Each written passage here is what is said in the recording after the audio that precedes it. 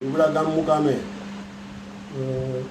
જે અમિત ખૂંટ નામની વ્યક્તિએ ગળે ફાંસો ખાઈને આપઘાત કરેલ એની વાડી ઉપર તે બાબતે હું મીડિયાના માધ્યમથી જણાવવા માગું છું કે એ બાબતે હું કે મારો પરિવાર એમાં ક્યાંય ઇન્વોલ્વ નથી કે મારા ત્રાસથી કે મારા પરિવારના ત્રાસથી કે મારા બાળકોના ત્રાસથી એને મજબૂરીથી આપઘાત કરવો પડ્યો એવી કોઈ વાત છે નહીં.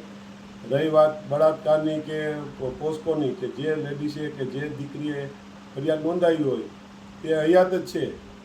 એ પોલીસનો તપાસનો વિષય છે. પોલીસ તપાસ કરે. મેં કે મારા પરિવારે કે મારા બાળકોએ કે મારા કોઈ મિત્ર સર્કલે જો એમાં કંઈ ઇન્વોલ્વ હોય અને અમારું કંઈ નામ આવે તો તમ તારે હું ગમે ત્યારે હાજર થવા માટે તૈયાર છું.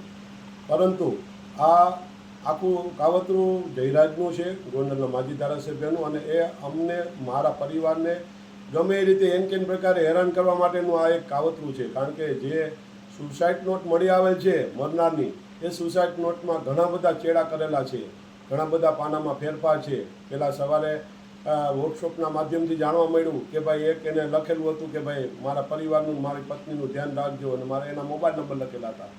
બાદમાં જ્યારે જયરાજ રીપડામાં એનું થયો હાજર અને જ્યારે એની વાડી ઉપર ગયો ત્યારે એ બધા ભેગા મળી, ગોવિંદ સરપરિયા એ બધા ભેગા મળી અને ચર્ચા વિચારણા કરવામાં આવી અને પછી સુસાઇડ નોટ લખવામાં આવી. અને એ સુસાઇડ નોટમાં ચર્ચા કરી મારા દીકરા રાજદીપનું નામ ઇન્વોલ્વ કરવા માટે આ સ્પેશિયલ કાવતરું રચવામાં આવેલ છે, જે હું આ મીડિયાના મારફતે લોકોને જણાવવા માગું છું. અને પોલીસનો ખરેખર એમાં તપાસ કરીને ઊંડી ઉતરે તો સત્ય હશે એ બહાર આવી જશે. જો મેં કે મારા પરિવારે ખરેખર આ દીકરીનો કોન્ટેક્ટ કરેલો હશે કે એના મોબાઈલમાં અમારો નંબર નીકળે અથવા એનો અમારા મોબાઈલમાં નંબર નીકળે તો પણ એ પણ પોલીસ તપાસ કરી શકે છે. જય માતાજી.